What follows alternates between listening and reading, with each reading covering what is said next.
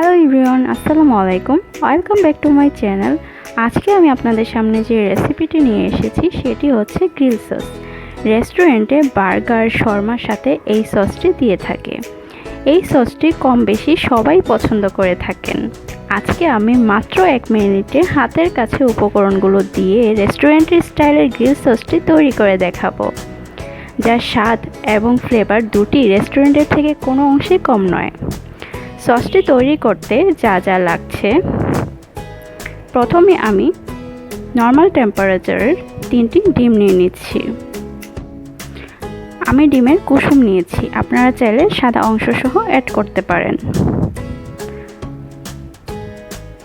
তারপর নিয়ে নিচ্ছি 4 টেবিল চামচ টক দই।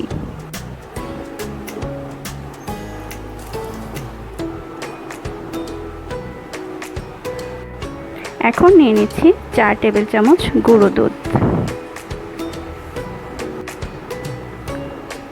এখন দিয়ে দিব 4 টেবিল চামচ চিনি। চিনিটা কম বেশি আপনাদের টেস্টের উপর ডিপেন্ড করে। আপনারা যদি সসে মিষ্টি কম বেশি খেতে পছন্দ করেন তাহলে বাড়িয়ে কমিয়ে দিতে পারেন।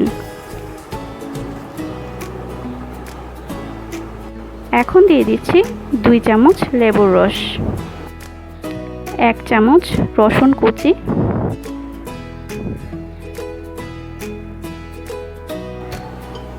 1টা কাঁচামরিচ, হাফ চামচ গোলমরিচের গুঁড়ো, স্বাদমতো লবণ।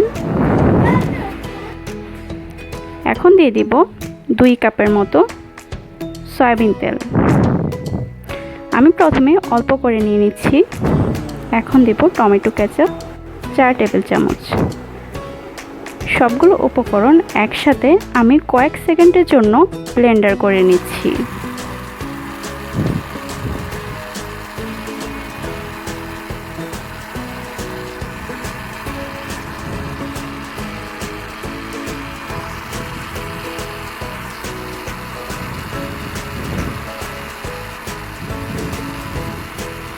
কিছুক্ষণ ব্লেন্ডার করার পর আমি ব্লেন্ডারের উপরে যে পাঁচটা আছে সেটা উঠিয়ে বাকি যে অংশ তেলটা ছিল সেটা আমি একটু একটু করে দিয়ে নিব।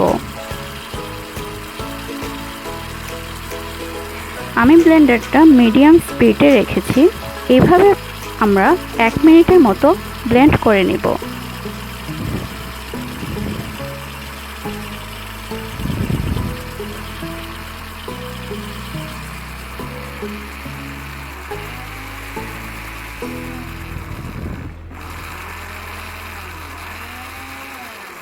ব্লেন্ড করা হয়ে গিয়েছে। এখন আমি দেখে নেব আমার সসটি কেমন হয়েছে। দেখতেই পাচ্ছেন অলরেডি আমার সসটি হয়ে গিয়েছে। অবশ্যই এই সসটি বাসায় তৈরি করে দেখতে পারেন। যদি আপনাদের ভালো লেগে থাকে তাহলে লাইক, কমেন্ট এবং শেয়ার করবেন। কেমন হয়েছে জানাতে কিন্তু ভুলবেন না।